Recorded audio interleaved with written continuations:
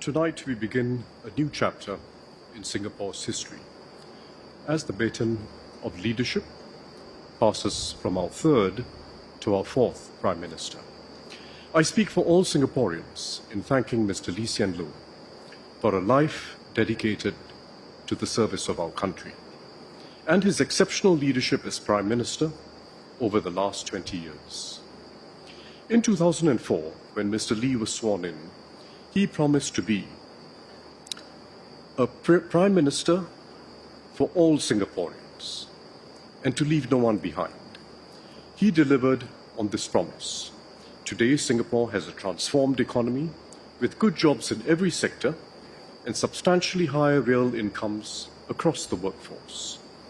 We have a more inclusive society, from assuring every child a good start in life to affording our seniors greater peace of mind.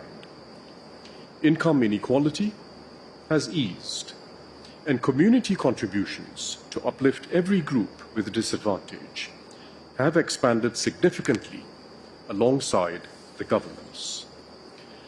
Mr Lee also kept the population's spirits intact through the global financial crisis and the COVID-19 pandemic, the major crises that divided many other societies. And he steered us through contentious issues like the repeal of Section 377A, strengthening understanding and acceptance of each other, and preserving cohesion. Much can be recalled about Mr Lee's leadership in these areas and in foreign and security policies. But it is above all the norms and standards that Mr Lee upheld and reinforced, the intangibles of political leadership that define his most important legacy. His selflessness and personal integrity and the expectations of high standards of conduct that he set for those in political office. His making time to listen to people from all walks of life and different points of view in making decisions that are fair and in the best interest of Singaporeans. His resolve in tackling difficult issues early, never leaving them to future leaders to resolve, even if it means paying an immediate political price. Government policies will be reviewed from time to time, improved, and even revised fundamentally as circumstances change. But while governments can reverse policies, there is no reversing when standards slide, as unfortunately illustrated by many other countries. Public distrust grows, political leaders respond by avoiding essential decisions for their country's future. Those who enter politics lack conviction, and the downward spiral continues. We must never let slide the expectations of integrity, incorruptibility, and conduct that Mr Lee and his predecessors established. As Prime Minister, leadership succession has been at the top of Mr Lee's mind. In his own words, his service as Prime Minister is now made complete with the appointment of Mr Lawrence Wong as his successor.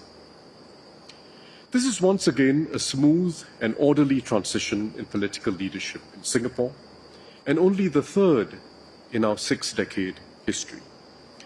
No lengthy defense is needed for this because it has worked well for Singapore. It has preserved political stability and allowed government to plan for the long term while enabling a new team to adjust policies to fit the changing times.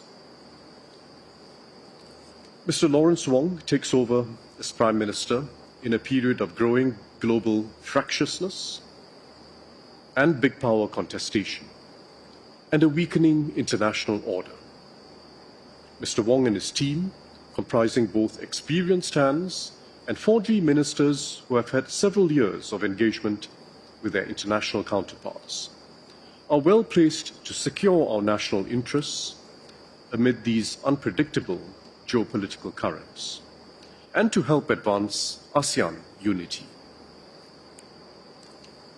Domestically, Mr Wong and his 4G team are determined to refresh our social compact. They have laid out their Forward SG roadmap for a more inclusive, resilient, and united Singapore. They will have to find creative ways to deepen our connections as fellow Singaporeans, as our society continues to evolve and people have more diverse views and interests. Those who have worked with Mr. Wong in government and in the community know that he brings his own package of convictions, life experiences, and skills.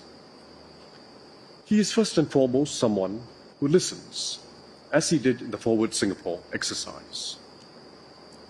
He has played a key role in shaping our economic, fiscal, and social policies.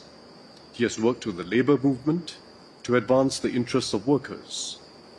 As co-chair of the COVID-19 task force, he was calm and decisive under pressure. And on the global stage, he holds its own with international leaders. I have full confidence in Mr. Lawrence Wong's ability to lead Singapore as we venture into uncharted waters internationally and to rally Singaporeans from all walks of life to create the next chapter of the Singapore story together. He will be his own person, with his own approach to building consensus and finding the best way forward for the country.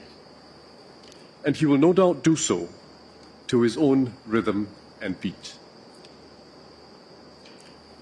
As President, I'm committed to working with the Prime Minister and his government. Mr. Lee and I embarked on a constructive and harmonious relationship since I took office as President 8 months ago.